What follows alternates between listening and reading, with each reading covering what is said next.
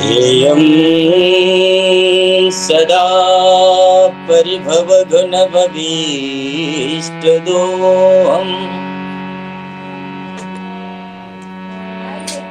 तीर्थास्पदं शिवविरञ्चिनुतं शरण्यम्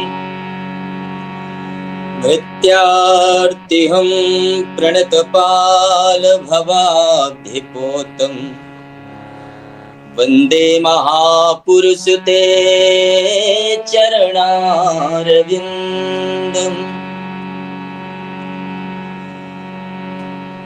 गुरुर्ब्रह्मा गुरुर्विष्णु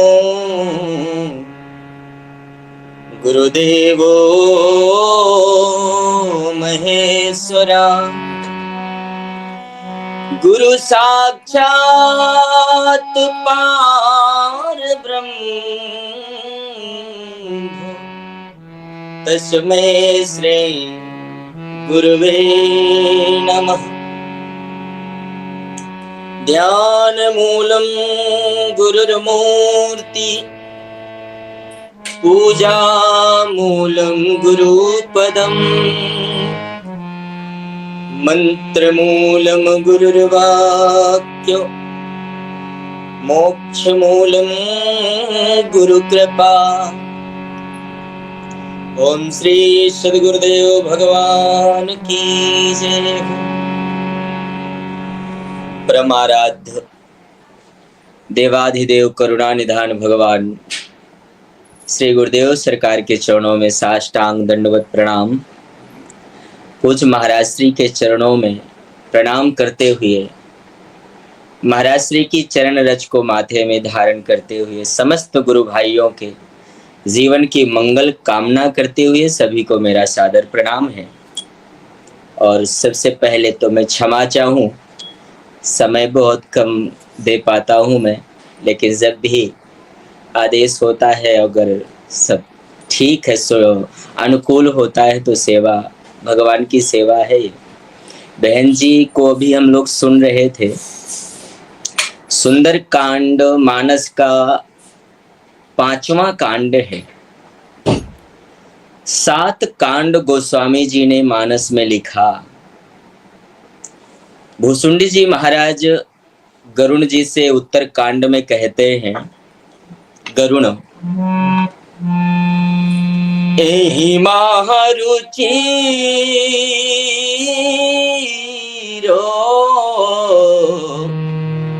सप्त सोपान। एहि महारुचिर सप्त सोपाना रघुपति भगात केर पंथान। भुसुंडी ने कहा, रामचरित्र मानस के ये 7 कांड, 7 सोपान, भक्ति मार्ग के 7 पंथ माने रास्ता, और सभी हम लोग सुनते चले आ रहे हैं भगवान से, अपने गुरुदेव भगवान से, कि केवल भक्ति की या ज्ञान की बातें कर लेने का नाम भक्ति नहीं है। बहुत सारे शास्त्रों का ज्ञान हो जाए, बहुत सारे हम कंठस्थ कर लें, वेद स्तुतियां कंठस्थ कर लें, उससे भी हमें भक्ति नहीं प्राप्त होती। भक्ति जिस समय आरण्य कांड में 5 प्रश्न लक्ष्मण भैया ने किया, क्योंकि सुंदर कांड को समझना है तो थोड़ा सा आगे पीछे से कुछ बातें लूं मैं। लक्ष्मण जी ने जब 5 प्रश्न किया भगवान राम से कि प्रभु काहु ज्ञान विराग और माया, कहु सो भगाती करो जेहि दाया। ईश्वर जीव ही भेद प्रभु सकल कहो समुझाए, जाते होई चरण रतो, शोक मोह भ्रम जाए। लक्ष्मण जी ने कहा मुझे आप 5 प्रश्नों का जवाब दें। पहला प्रश्न था ज्ञान क्या है, माया क्या है? ज्ञाओ ज्ञान विराग और माया, कहाऊ सो भगति करौ जहि दाया। ईश्वर जीवहि भेद प्रभु सकल कहाहु समझाए। उत्तरकांड में गोस्वामी ने कहा, बोले मानस के 7 सोपान भक्ति के रास्ते हैं, लेकिन इन भक्तियों को अगर पाना है तो करना क्या पड़ेगा? और यही 5 बातें लक्ष्मण जी ने भी पूछा, भक्ति किसे कहते हैं?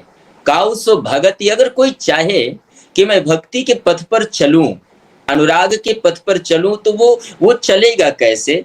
तो भगवान राम जी ने वहां पर जब बहुत सारे प्रवचन को, बहुत सारी बातें राम गीता के माध्यम से सुनने को मिलती हैं, तो राम जी ने वहां पर लक्ष्मण से कहा कि लक्ष्मण, अगर तुम भक्ति की बात पूछना चाहते हो, अगर तुम भक्ति के पथ पर चलना चाहते हो, जाते बेग द्रवों में भाई, सो मम भगति भगत सुखदाई, जिससे मैं जल्दी प्रसन्न होता हूं वो मेरी भक्ति है। लेकिन भक्ति पाने का साधन क्या है? भक्ति प्राप्त कैसे होती है? और जब ये बात पूछी गई तो भगवान राम कहते हैं, भक्ति पाने का सबसे पहला साधन है भगति तात अनुपम सुख मूला, मिले जो संत हो ही अनुकूला। अगर भक्ति चाहिए तो बिगर साधु की कृपा के प्राप्त नहीं होता, बिगर संत के अनुग्रहित रूपी कृपा के प्राप्त नहीं हो सकती। बहुत सारे शास्त्रों का ज्ञान हो जाने का नाम, आजकल तो ऐसा चल रहा है ना, ऊंचे आसन में बैठ करके बहुत सारी ज्ञान की बातें बोली जाती हैं। और एक निवेदन हमेशा मैं करता हूं कि बहुत सारी ज्ञान की बात कर लेने वाला व्यक्ति जरूरी नहीं है कि वो ईश्वर का भक्त हो सकता है, लेकिन विश्व में जहां ज्ञान की बात आए तो हमारे जीवन में ईश्वर के प्रति प्रेम हो जाए, वही भक्ति है। और भक्ति आ जाने के बाद किसी और ज्ञान की आवश्यकता ही नहीं रह जाती, किसी और ज्ञान की हमें पाने की आवश्यकता नहीं है। भगत इसलिए भगवान कहते हैं, सुगम पंथ मोहि पावई प्राणी, केवल जीवन में भक्ति का होना। और भक्ति केवल अनुराग है। कलिकाल में ना जाने कितने सारे महापुरुष हुए जिन्होंने इस कलिकाल में परमात्मा को पा लिया। मीरा ने पाया तो इसी युग में पाया, बाबा सूर्य ने पाया तो इसी युग में पाया, कबीर ने पाया इसी युग में पाया। और सबसे बड़ा हम लोग अपने जीवन का सौभाग्य तो कहना ही क्या है, जो इतना बड़ा सौभाग्य प्राप्त हुआ है कि हमें हमारे ईश्वर स्वरूप हमारे गुरुदेव भगवान प्राप्त हुए।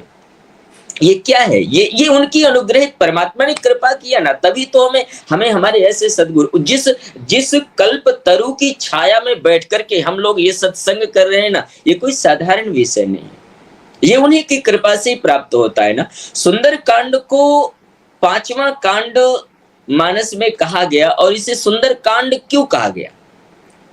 इसमें सबसे पहले हम लोग इस एक बात को समझें। किष्किंधा कांड का लेख है जब वानर मां जानकी की खोज के लिए निकलते हैं, समुद्र के किनारे गए, और समुद्र के किनारे पहली घटना थोड़ा उसके पहले घटती है, जब सारे बानर प्यास से व्याकुल हुए, मिले न जल घन गहन भुलाने।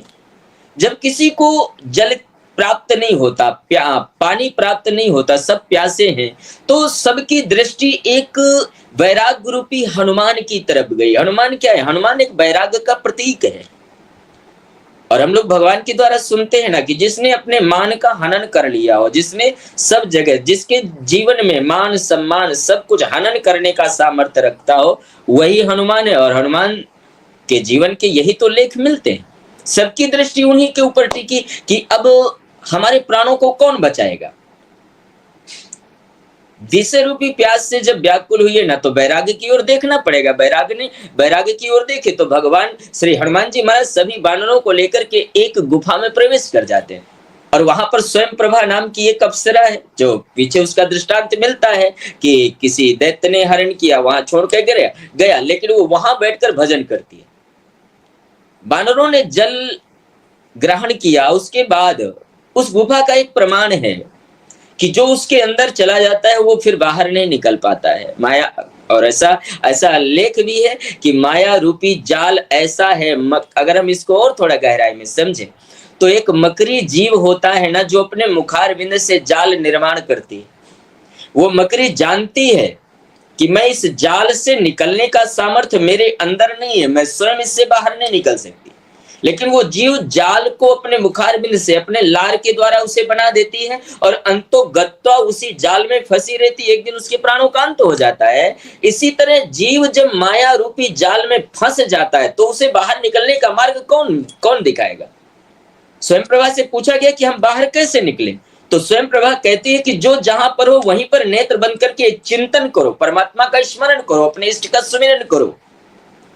कुछ लोग तो कहते हैं एक दूसरे की पूछ पकड़ो, बोले बाहर निकल जाओगे, तो बातें हो सकती है, लेकिन वो जो अध्यात्म की दृष्टि से देखा गया, उसने कहा ना कि इस गुफा से, माया रूपी गुफा से बाहर निकलने का साधन कोई भी हो, अगर माया में फंसा, जाल जंजाल में फंस गया है, तो बगैर चिंतन के बाहर नहीं निकल सकता है। तो सभी बानरों ने क्या किया, एक क्षण के लिए, यद्यपि वहां पर अब एक बात और सोचना पड़ेगा, हनुमान जी भी वहां पर हैं, नलनील भी वहां पर है, गौगवाक्ष भी है, जावमंत जी भी हैं, सभी लोग हैं वहां पर, अंगद जी भी हैं। जब उस देवी ने कहा ना कि मूंदो नैन विवर तजजई हो पहियो सीत ही जन पछताओ, उन्होंने कहा कि नेत्र बंद करो, आप बाहर निकल जाओगे, लेकिन सबके अंदर इतना बड़ा विश्वास नहीं है। किसी ने कहा, बोले भैया नेत्र मत बंद करना, कहीं ऐसा ना हो कोई घटना घट जाए, कोई कहता है हमारा कोई गला ना काट ले, ऐसे विश्वास कैसे किया जा सकता है? लेकिन एक क्षण के लिए जामवंत कहते जरा आंखें बंद करो, देखें होता क्या है। और जैसे ही नेत्र बंद किया ना, तो घटना क्या घटी, गोस्वामी जी महाराज लिखते हैं किष्किंधा कांड का सूत्र अंतिम, बोले नयन मूंद पुनी देखहि बीरा, नयन मूंद पुनि देखा ही बीरा, और ठाढ़े सकाल सिंधु के तीरा। जैसे अब सूत्र क्या कह रहा है, नैन मूंद यानी एक क्षण को नेत्र बंद किया गया और खोले, और जैसे ही आंखें खोल करके देखा तो सभी बानर गुफा के ही बाहर नहीं, सभी बानर सीधे समुद्र के किनारे पहुंच गए। ये होता है चिंतन का, ये होता है हमारे स्मरण की पावर, ये हमारी स्मरण की शक्ति है। जिस समय बड़े बड़े व्याधियां स्मरण से दूर हो जाती है। हमने भगवान के द्वारा सुना है, ठाकुर अपने गुरुदेव भगवान के द्वारा हमेशा सुनते चले, और उसका साक्षात प्रमाण भी हम लोगों को मिलता है। असाध्य भी सब कुछ ठीक हो जाता है। वानरों ने जो एक इतना बड़ा, सभी को विश्वास तो नहीं है ना, लेकिन फिर भी किसी साधु ने कह दिया कि थोड़ा सा तो बंद करो, देखते हैं होता क्या, प्रमाण ही मिल जाएगा। और जैसे नेत्र बंद किया तो सभी समुद्र के किनारे पहुंच गए।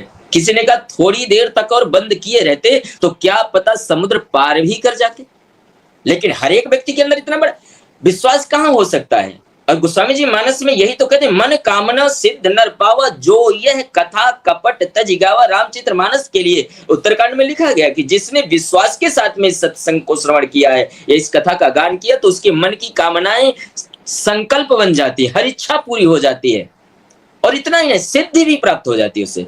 मन कामना सिद्ध नर पावा, जो यह कथा कपट तज गावा। अब समुद्र के किनारे सभी बानर पहुंचे हैं। अब जितने बानर हैं, अब यहां से सुंदरकांड का लेख आता है। अच्छा, इसमें एक और घटना जो घटी वो देखें, समझने लायक है। जितने बानर थे सब लोगों ने नेत्र बंद किया गुफा के अंदर, हनुमान जी महाराज ने भी नेत्र बंद किया। सभी लोग नेत्र बंद करके नेत्र खोल दिए तो समुद्र के किनारे आ गए, लेकिन हनुमान जी महाराज ने अपने नेत्र नहीं खुला, क्योंकि हनुमान जी महाराज कौन है? हनुमान जी महाराज कोई साधारण, हनुमान जी महाराज स्वयं महादेव का अवतार है, भगवान शिव है वो। हनुमान चालीसा में तो आता है ना, शंकर सुवन केसरी नंदन, लेकिन अगर विचार किया जाए ना तो शंकर सुवन ही नहीं है, शंकर स्वयं केसरी नंदन, वो स्वयं महादेव है। और आप लेख देखें ना, महादेव के जब नेत्र बंद होते हैं तो महादेव के नेत्र इतना जल्दी नहीं खुलते। महादेव के मानस में लेख आता है, सती को त्यागने के बाद भगवान शंकर ने एक बार आंखें बंद किया और जब भगवान शंकर ने सती को त्यागने के बाद आंखें बंद किया तो बीते सम्मत साहस 87 तजी समाधि शंभु अविनाशी हनुमान श्री भगवान शंकर ने 87,000 वाद नेत्र खोला अपने। एक बार समाधि जब सती ने अपने प्राणों का त्याग कर दिया था, उनके विरह में आकर समाधि लगाया तो समाधि खुली नहीं, तो देवताओं ने कामदेव को भेजा और वही अवतार हनुमान जी महाराज का है। हनुमान जी महाराज जिसके हृदय में जासु हृदय आगार बसई राम सरचाप धर, उनके हृदय में हर क्षण परमात्मा उनका इष्ट निवास करता है। और जो इतनी गहराई में जिसके हृदय में जिसका इष्ट निवास करे और अगर वो बाहर जगत के नेत्र बंद करके अंतर जगत के नेत्रों को जरा भी खोले तो समाधिष्ट हो जाता है। और हनुमान जी महाराज समाधि में आ गए, हनुमान जी महाराज समाधिष्ट हो गए, बैठ गए। हनुमान वैराग्य है, स्वयं वैराग्य का पूर्ण प्रतीक है। और वैराग्य को एक और हमेशा विचार करना, बुराइयों की ओर विषयों की ओर कभी भी हमें मतलब जबरदस्त ये मन हमारा अपने आप चला जाता है, विषयों की ओर ले नहीं जाना पड़ता, बुराइयों की ओर ले नहीं जाना पड़ता। ये मन अपने आप बुराई की ओर दौड़ेगा, अपने आप विषयों की ओर दौड़ेगा। लेकिन अच्छाई की ओर, भजन की ओर, सत्कर्म की ओर, सत्संग की ओर हमें इस मन को जबरदस्ती लेकर के जाना पड़ता है। यानी निवास तो हमारे अंदर वैराग्य भी कर रहा है, निवास तो हमारे सब कुछ है, इस शरीर के अंदर ही तो है ना, सब कुछ अंदर है। लेकिन समय समय पर इनको जगाने का प्रयास करना पड़ता है, तब कहीं जागते हैं। ये भजन के लिए हमें अपने आप को जगाना पड़ता है, तब कोई जाकर के भजन में बैठ सकता है। वैराग्य को जगाना पड़ता है, ज्ञान को जगाना पड़ता है, भक्ति को जगाना पड़ता है, विषय को भी, इनको भी जब चित्त अपना लगाएंगे विषय पर या किसी भी उसमें तो हमारा मन लगता है। तो हनुमान जी महाराज वहां पर बैठे हैं। अब जामवंत जी महाराज हनुमान जी को जगाने का प्रयास कर रहे हैं। हनुमान वैराग्य है। अब विचार करना, वैराग्य को जगाया कैसे जाता है। जामवंत जी ने बहुत उपाय किया हनुमान जी को जगाने के लिए। सबसे पहले किष्किंधा कांड के ही सूत्र है ना, सबसे पहला शब्द जामवंत जी कहते हैं, कहा हिरीक्षपति सुन हनुमाना, का चुप साधी रहा बलवान। पहला शब्द कहा, बोले हनुमान जी को, बोले आप बहुत बड़े बलवान हो, आप उठो, का चुप साधी रहा बलवान। लेकिन इस पर भी हनुमान जी महाराज उठते नहीं है, बड़ी सावधानी में समझना पड़ेगा। बहुत बड़ाई किया ऋक्षराज जामवंत कोई साधारण नहीं है, वो परीक्षण ले रहे हैं कि आखिर ये कैसे जागेंगे। तो सबसे पहले कहा, का चुप साधी रहा बलवाना, इतने बड़े आप बलवान हो, उठिए। लेकिन हनुमान जी महाराज को कोई प्रभाव नहीं पड़ा, कोई फर्क नहीं पड़ा। मैं निवेदन को साधु के सामने साधु की बड़ाई करेंगे तो उसमें ज्यादा वो प्रसन्न नहीं होते हैं। गोस्वामी जी ने साधुओं की चर्चा बहुत अच्छी मानस में किया है। बोले संत का एक लक्षण है ना, निज गुण सुनात मन ही सकुचाही, पर गुण सुनात अधिक हर्षाही। ये साधु का लक्षण है। जो अपने ही गुणानवादों को सुनकर के हर्षित हो वो साधु नहीं हो, ऐसा लेखा था, उसके अंदर साधुता नहीं आ सकती है। अपनी बड़ाई को सुनकर के संत कभी अपनी बड़ाई नहीं चाहते हैं, वो तो परमात्मा की बड़ाई चाहते हैं, अपने इष्ट की बड़ाई चाहते हैं। जामवंत जी ने पहला शब्द कहा ना कि का चुप साधी रहा, चुप क्यों बैठे हो, इतने बड़े बलवान हो तुम। लेकिन हनुमान जी महाराज शांत बैठे, कुछ बोल ही नहीं रहे। जामवंत जी ने देखा इस पर भी नहीं उठ रहे, तो दूसरा उपाय किया। दूसरा शब्द कहा, पवन तनय बल पवनो समाना,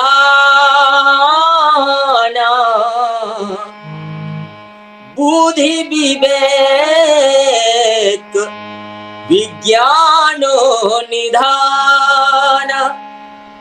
जामवंत जी ने दूसरा शब्द कहा, बोले पवन तनय बल पवन समाना, बुद्धि विवेक विज्ञान निधान। वैज्ञानिक भी हो आप, बुद्धिमत्ताओं में सबसे शिरोमण भी हो आप, पवन के पुत्र, पवन के समान आपका बल भी है। इतनी बड़ाई पर भी हनुमान जी नहीं उठते हैं। शांत बैठे हैं, भजन में लीन है, उनको कोई मतलब नहीं, इष्ट के ध्यान में मगन है वो, और इतने पर भी नहीं उठते। तो तीसरा शब्द फिर से कहना पड़ा। जामवंत जी ने फिर कहा ना, कवन सो कार्य कठिन जग माही, जो नहीं होए तात तुम पाई, जो नहीं होए तात तुम पाई। जामवंत जी ने कहा, दुनिया में कौन सा ऐसा काम है जो आप कर नहीं सकते हो? विश्व का कौन सा ऐसा कार्य, कौन सो काज कठिन जग माही, जो नहीं होत तात तुम पाई। फिर भी आप देखिए, हनुमान जी महाराज को कोई फर्क नहीं पड़ता है। और जब जामवंत जी ने देखा कि ये तो उठ ही नहीं रहे, इतनी बड़ाई किया मैंने फिर भी नहीं उठ रहे, तो आखिर लास्ट में कौन सा शब्द कहा जिससे हनुमान जी खड़े हो गए? और जब सारी ताकत लगा करके थक गए जामवंत जी और हनुमान जी नहीं खड़े हुए, तो लास्ट में जामवंत जी ने कहा, राम कार लगी तब अवतारा, सुनते ही भया पर्वताकारा, सुनते ही भया पर्वताकारा। गोस्वामी जी कहते लास्ट में जामवंत जी ने कहा ना कि राम कार्य लगी तब अवतारा, सुनते ही भयो पर्वताकारा। जैसे ही कहा, हनुमान आपका जन्म केवल राम कार्य के लिए ही हुआ है। और जैसे ये शब्द कहा ना, तो एक क्षण नहीं लगा, हनुमान जी महाराज खड़े हो गए। सुनते ही कई बार लोग डींगे मारते हैं कि बल्कि याद दिलाना पड़ा या कुछ, हम ठीक है, हम किसी की बात को काट नहीं कर रहे हैं, बल्कि हनुमान जी महाराज को कोई बलौल की याद दिलाने की जरूरत नहीं। उनको राम के कार्य के लिए ही विश्व में उनका अवतार हुआ है। और राम का कार्य इसलिए हनुमान चालीसा में 40 चौपाइयों में जो जो शब्द गोस्वामी जी ने कहा है ना, बड़े प्यारे शब्द। हाँ, साधु संत के तुम रखवारे, असुर निकंदन राम दुलारे, ये बहुत सारी बातें कही गई। जिस समय जामवंत जी ने कहा कि राम का कार्य करने के लिए अवतार हुआ है, तो इतना शब्द सुनते ही हनुमान जी महाराज खड़े हुए। और खड़े कैसे? सुनते ही भयो पर्वताकारा, और इतनी बड़ी देह बनाया उन्होंने कि गोस्वामी जी कहते हैं कितना बड़ा विशाल उनका शरीर है। कनक भूधराकार शरीरा, समर भयंकर अति बलवीरा। हनुमान जी महाराज, वाल्मीकि जी तो वाल्मीकि में कहते हैं कि हनुमान जी ने इतना बड़ा विशाल देह बनाया कि चरण उनके पृथ्वी में थे और शीश उनका वायुमंडल में जाकर के टिका। पार्वत के समान उनका देह है। स्वर्ण, कनक माने सोना, सोने के समान चमक है जिनके देह। ये तपस्या की चमक है, तपस्या तो सोने के समान ही चमकती। साधुओं ने, महापुरुषों ने कहा है ना। और जैसे एक और शब्द, जैसे ही जामवंत ने कहा राम का कार्य करने के लिए हुआ है अवतार, तो हनुमान जी महाराज पहला शब्द जामवंत जी से कहते हैं, बोले, जावे मन तुम्हें पूछो तो ही उचित सिखावन, दीजे मोही। अगर तुम कहो, जामवंत जी से कहते कि तुम मुझे उचित बात बोलो, मुझे करना क्या है। अगर तुम कहो तो सहित सहाय रावण ही मारी, आनौ बेग त्रकूट उपारी। हनुमान जी कहते हैं कि अगर तुम कहो ना तो सहित सहाय रावण ही मारी, आनौ बेग त्रकूट उपारी। तुम कहो तो सारी सेना के सहित रावण का वध कर दूं और माता सीता और सारी लंका को उठा करके समुद्र में डुबा दूं और मां जानकी को अपने कंधे पर बिठाकर भगवान राम जी के पास ले आऊं। और हनुमान जी महाराज ये सब कर सकते हैं, उनमें सामर्थ्य है। एक और मैं आपको एक बात बताऊं। एक शास्त्र में एक लेख आता है, जिस समय राम जी ने युद्ध में विजय प्राप्त किया और विजय प्राप्त करने के बाद जब पुष्पक विमान में चढ़ करके भगवान अयोध्या जाने लगे, हनुमान जी महाराज भी साथ में थे। और आप जानते हैं कि हनुमान जी जब से श्री राम जी के पास आए, क्योंकि गोस्वामी जी ने मानस में लिखा है ना, हनुमान जी के लिए राम जी हमेशा कहते हैं, सुनकपि तो ही उऋण मैं नाही, देख्यो कर विचार मन माही। ईश्वर एक साधु के ऋण पे ऋणी हो गया। परमात्मा कहते हैं मैं तुम्हारे ऋण से कभी उऋण नहीं हो सकता, और भगवान किसके ऋण से उऋण नहीं होते। और थोड़ा इसको हम गहराई में समझें। हनुमान जी महाराज एक ऐसे वैराग्यवान पुरुष हैं, जीव को बांधने के लिए 10 ममताएं हैं। 10 ममताएं हैं। सुंदरकांड में ही लेख मिलता है, जिस समय विभीषण जी शरणागति में आए तो भगवान राम जब उपदेश देते हैं वहां पर सुग्रीव के सामने, तो भगवान कहते हैं जीव को बंधने की 10 ममताएं हैं। और 10 ममताएं कौन कौन सी?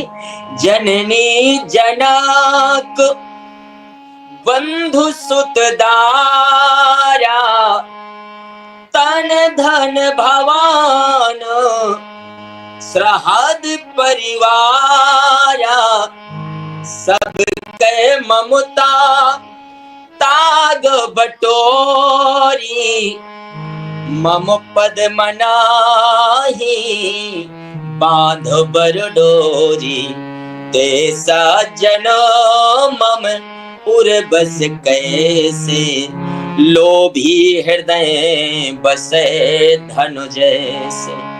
भगवान के शब्द हैं। राम जी कहते हैं कि 10 ममताएं हैं। जननी जनक, यानी जननी माने माँ की ममता, जनक माने पिता की ममता, जननी जनक बंधु माने भाई की ममता, सुत माने जानते ही हैं पुत्र की ममता, जननी जनक बंधु सुत दारा समाज की ममता, तन माने शरीर की ममता, तन फिर धन की ममता, तन धन फिर घर की ममता, तन धन भवन सुहृद परिवार, सगे संबंधी कुटुंब परिवार की ममता। ये 10 ममताएं हैं, और इन 10 ममताओं में ही हम और आप सभी घुले हुए हैं। ये तो कृपा है श्री सरकार की कि थोड़ा इतना अवसर प्राप्त हो रहा है जो सत्संग, नहीं तो कहां कई जन्म बीत जाते हैं। हा? ये 10 ममताएं, राम जी कहते हैं कि ये 10 ममताएं हैं, और इन 10 ममताओं की डोर जो सारी सबके ममता ताग बटोरी। ताग बटोरी का मतलब है कि इकट्ठा। राम जी ने ये नहीं कह दिया कि इकट्ठा सारी ममताओं को छोड़ दो। भगवान ने ये कहा धीरे धीरे एक एक करके इन ममताओं को छोड़ते हुए सबके ममता ताग बटोरी, मम पद मन ही बांध बर डोरी। जो सारी ममताओं की जड़ मुझ में समर्पित करके मेरे चरणों में मन को प्रेम रूपी रस्सी से बांध देता है, ते सज्जन मम उर्बस कैसे, लोभी हृदय बसे धन जैसे, वो मेरे हृदय में निवास करने लगता है। समदर्शी कछु इच्छा नहीं, शोक मोह नहीं कछु मन माही। समदर्शी हो जाता है, इसके मन में कोई इच्छा नहीं होती। और जिसके हृदय में ऐसा भाव होता है, भगवान कहते हैं मैं उसके ऋण में हमेशा ऋणी रहता हूं। और एक निवेदन करूं, मानस में हनुमान जी महाराज की इतनी श्रेष्ठता क्यों दिखाई गई, क्यों कहा गया, और इतना बड़ा प्रमाण दिया गोस्वामी जी ने बालकांड में। इस संदर्भ को समझना तो थोड़ा और गहराई में जाए। बालकांड में एक सूत्र मिलता है, जिस समय राम जी विश्वामित्र के साथ जाते हैं तो गोस्वामी जी ने लिखा है, पुरुष सिंह दोनों वीर हरस चले मुनि भय हरण, कृपा सिंध रघुवीर अखिल विश्व कारण करण। राम जी को केवल वीर की उपाधि दी गई, पुरुष सिंह दोनों वीर। राम जी वीर हैं, लेकिन शब्द क्या कहा, अखिल विश्व कारण करण। सारे विश्व को जीत लिया राम जी ने। विश्व को जो जीता उसे केवल वीर कहा गया। लेकिन हनुमान जी महाराज को वंदना में गोसाई जी लिखते हैं, महावीर बिणवो हनुमाना। हनुमान जी की मैं वंदना करता हूं, वो महावीर है। तो हनुमान जी को महावीर क्यों कहा गया? तुलसी कहते हैं ना कि विश्व को जो जीता वो केवल वीर हुआ, लेकिन विश्व को जीतने वाले को जिसने जीत लिया उसने वो महावीर हुआ। और हनुमान जी महाराज ने राम जी को प्रेम के द्वारा, ईश्वर को हमेशा प्रेम रूपी बंधन से जीता जा सकता है। भगवान हमेशा प्रेम रूपी बंधन में ही बंधते हैं, और इसलिए गोस्वामी जी ने कहा ना, और प्रेम रूपी बंधन का सबसे पहला साधन क्या है? ईश्वर के नाम का जाप करना। जो हमारे भगवान ने, हमारे गुरुदेव भगवान ने, उस नाम का जाप करना। हा? गोस्वामी जी कहते हैं ना, सुमिर पवन सुत पावन नामु, अपने बस करी राखे रामु। इतना नाम जपा कि ईश्वर ऋणी हो गया। और हनुमान जी महाराज में सामर्थ्य था कि लंका में जाकर के लंका का विनाश कर सकते थे, रावण को मार भी सकते थे। एक लेख मिलता है जो मैं शब्द कहने वाला था कि जब युद्ध में विजय प्राप्त करके भगवान चले अयोध्या के लिए, तो रास्ते में माता अंजनी का आश्रम मिला। हनुमान जी ने भगवान राम जी से कहा, बोले प्रभु जब से मैं आपके पास आया तब से मैं कहीं गया नहीं। वह सारी ममताओं को हनुमान जी ने छोड़ दिया, केवल राम जी से ममता किया। लेकिन हनुमान जी कहते कि रास्ते में मेरी माँ रहती, मैं थोड़ा मिल लूं। भगवान राम कहते हैं कि जिस माँ ने तुम्हारे जैसे पुत्र को जन्म दिया हो, हम भी उनका दर्शन करें। और हनुमान जी महाराज के साथ भगवान राम भी माँ अंजनी के पास जाते हैं। हनुमान जी महाराज ने राम जी को कहा, बोले आप बाहर रहो, मैं थोड़ा अंदर आपकी व्यवस्था करूं बैठने की, क्योंकि माँ अकेली रहती है। और जैसे ही अंदर गए ना, तो अंजनी माता ने पहला शब्द हनुमान जी से पूछा, हनुमान ये बता, मैंने सुना है राम रावण का युद्ध हो रहा था, तो रावण को तुमने मारा या राम जी ने मारा? हनुमान जी ने कहा, रावण का वध तो भगवान राम ने किया है। मां अंजनी कहती है कि हनुमान मुझे धिक्कार है तुम पर कि मेरा पुत्र होकर के एक छोटे से योद्धा के लिए राम जी को शस्त्र उठाना पड़ा। नाराज हुई अंजनी माता, डांटने लगी। तो वहां पर जामवंत जी महाराज गए और जामवंत जी महाराज कहते हैं, मां दोष हनुमान जी का नहीं है, दोष मेरा है, क्योंकि जिस समय समुद्र के किनारे ये उठे तो पहला शब्द मुझसे पूछते हैं, जाओ मंत मैं पूछो तो ही, उचित सिखावन दीजय मोही। अगर तू कहे तो सहित सहाय रावण हिमारी, आनहु बेग त्रिकूट उपारी। अगर मैं कहता तो ये कर सकते थे, इसलिए और हनुमान में इतनी सामर्थ्य है। यहां तक किष्किंधा कांड मैं कहना चाहता हूं कि केवल राम जी के लिए ही हनुमान जी का अवतार हुआ। अब रही सुंदरकांड की बात, सुंदरकांड तो अभी बोल रही थी बहन जी और सब लोग सुन ही रहे थे। सुंदरकांड 60 दोहे में बना है। बहुत सारी बातें हैं, सुंदरकांड को सुंदरकांड क्यों कहा गया, लेकिन एक बात मैं बोलूं, 60 दोहे में सुंदरकांड की रचना हुई है। तो सबसे पहले आप देखेंगे कि 30 दोहे में राम जी के चरित्र का वर्णन आता है और 30 दोहे में श्री हनुमान जी के चरित्र का वर्णन आता है।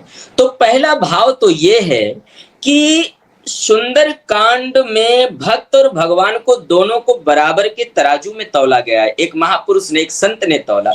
तो पहला भाव तो ये कि जहां भक्त भगवान बराबर की दृष्टि से देखा जाए, उससे कोई सुंदर जगह हो नहीं सकती। और थोड़ा सा हम विचार करें, सुंदरकांड को सुंदरकांड क्यों कहा गया, तो अभी मैं विचार कर रहा था।